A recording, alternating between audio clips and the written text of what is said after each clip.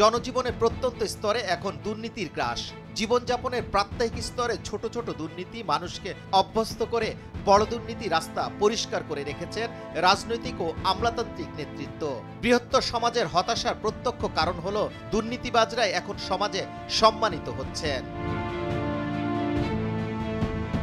বেনজির আহমেদ, আসাদুজ্জামান মিয়া, কাজী আবুল মাহমুদ ফয়সাল, আজরিনা, মতিউর রহমানের নাম প্রকাশ্যে এলেও হাজার হাজার বেনজির আছে দুর্নীতির আড়ালে। এর কারণ রাজনৈতিক নেতৃত্বের দুর্বলতা আছে, উদাসীনতা আছে এবং অতি অবশ্যই অনেকের যোগসাজশ আছে।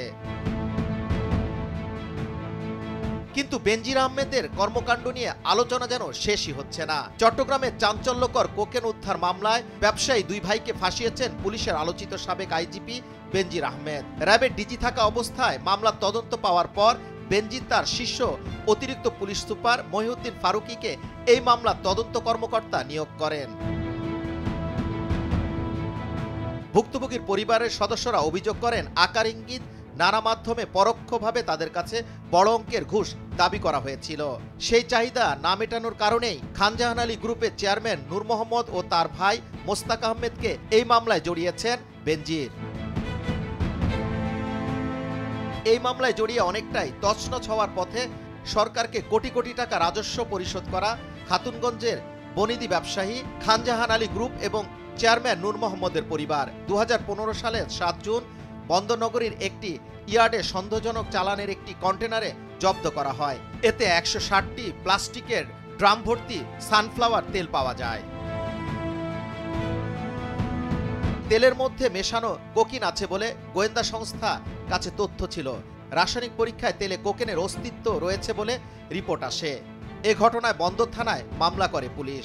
এতে খানজাহান আলী গ্রুপের অঙ্গ প্রতিষ্ঠান প্রাইম স্পে হ্যাচারির ম্যানেজার গোলাম মোস্তফা সোহেল ও গ্রুপের চেয়ারম্যান নূর মোহাম্মদ সহ অজ্ঞাতনামা ব্যক্তিদের আসামি করা হয়।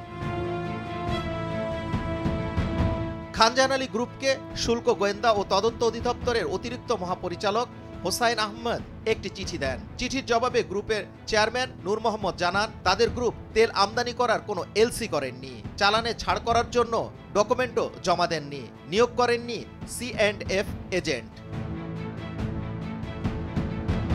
সুষ্ঠু তদন্ত করে তিনি জড়িতদের বিরুদ্ধে ব্যবস্থা নেওয়ার অনুরোধ জানান। পরবর্তী সময় রাষ্ট্রপ্রধান, স্বরাষ্ট্রমন্ত্রী, পুলিশ প্রধান, গোয়েন্দা সংস্থার প্রধান সহ সংশ্লিষ্ট সব দপ্তরে চিঠি দেন নূর মোহাম্মদ। এই চালানের সঙ্গে তাদের গ্রুপকে জড়ানো শিপিং কোম্পানি সহ সংশ্লিষ্টদের বিরুদ্ধে 100 কোটি টাকার মানহানি মামলা করা হয়।